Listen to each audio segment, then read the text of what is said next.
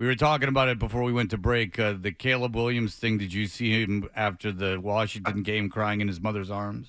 Yes. That was interesting. I would be. I'm not gonna lie.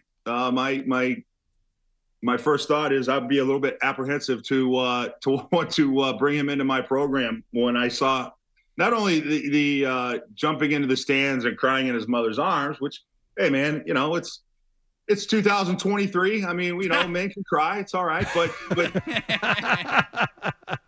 but in a public forum like that, after a loss like that, and then his comments on the podium were almost as bad when he said in his post-game press conference, he just wants to go home and cuddle up next to his dog. Like I do too. Like I got 2 dogs. Like sometimes I just want to come home and just pet my dogs. But then, do you say that? I don't know. No, you don't. You don't say that. Yeah. So I just thought it was a bad look, and teams will ask him about it. And I'm not gonna lie, if I was running a team, I would just mental makeup, guys. Mental makeup is so important. It's just so much more important than the ability that you see. I mean, I remember when I was doing radio down in Houston, and Johnny Manziel was all the rave, and he was huge star at Texas A&M, and I was critical of Johnny Manziel's behaviors off the field, and people thought I was the old man, get off the lawn guy, and we saw what happened there. Just the mental makeup, how he behaves, how he interacts, those things are just as important as his ability on the field. And so I would be a little bit skeptical from Caleb Williams just based on the behaviors I saw after that game. Well, there's such an enormous amount of pressure. I mean, it goes hand in hand with the glory, but there's such an enormous amount of pressure. I mean, the way you're analyzed. I mean, the information we get about, just take Mac Jones in particular, like the idea that we know he was reaching out to like his Alabama coaches because he was dissatisfied with the way the offense was being run last year. Just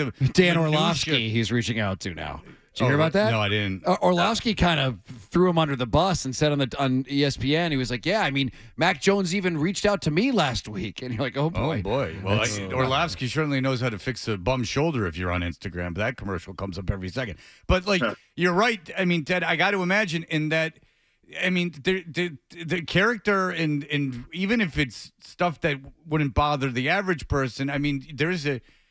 Look, you're gonna make hundreds of millions of dollars and be world famous and be able to sleep whoever you want. So there's that side of it. If you succeed, there's eternal glory. But also, you're under a microscope that's insane. So yeah, you're right. I would imagine in the locker room, you're all looking at the quarterback kind of differently than you're looking at always. Someone else on the team. That there's just a different level of responsibility. Ted, did you ever have anybody that you played with do that? After a regular season loss, Lambo leap into the mother's arms. Anything even close to that? No, I'm trying to think. No, I mean I don't remember any of that. Like not publicly. Like maybe after losing a tough game. I mean, I've cried twice in my career. Once after losing in Nebraska my senior year, but I was in the locker room, man. I'd shed a tear. One's challenging football players crying. If we did, we wouldn't watch football. There's nobody who cries more than a football player. That I know. It's the idea of going into the embrace of your mother, and people are going to get mad at me, and I don't care.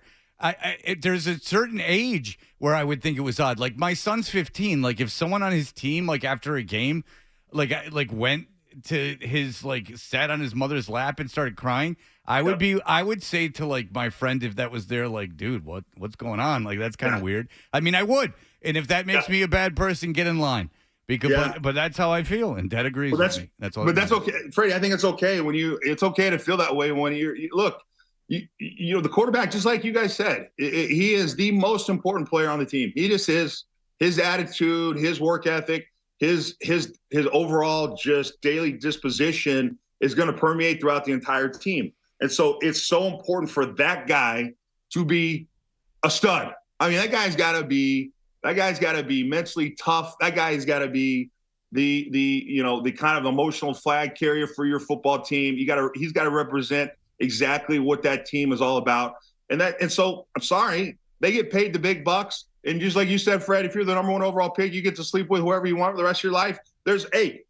You should expect high things, a lot of things from that guy. And so I don't think it's crazy to be critical of that behavior. And then another thing I was looking at, because I heard you guys talking about it at the end of last segment, talking about Caleb Williams. And so I looked up his record this year, guys, and just as important was his wins and losses on the schedule. You know what they'd ask me when I was at the combine? Almost every team would ask me this question, guys. They go, what are your top 3 games from the year that you've played at Colorado? So my senior year, my non-conference schedule was against Wisconsin, Michigan, and Texas. And then you get into the regular season and the Big 8 back then, the 2 big teams were Oklahoma and Nebraska.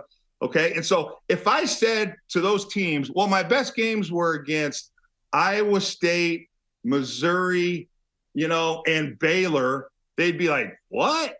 Right? They'd be questioning it. If you look at Caleb Williams, his 3 losses this year are all against the only ranked opponents they played this year: Notre Dame, Utah, and Washington. He's lost to all of them. Oh. He's got wins against every other team that is not even ranked on the schedule. So besides that behavior in the stands with mom, is the fact that he can't beat ranked opponents this year. And so that's just as much a concern as the other stuff.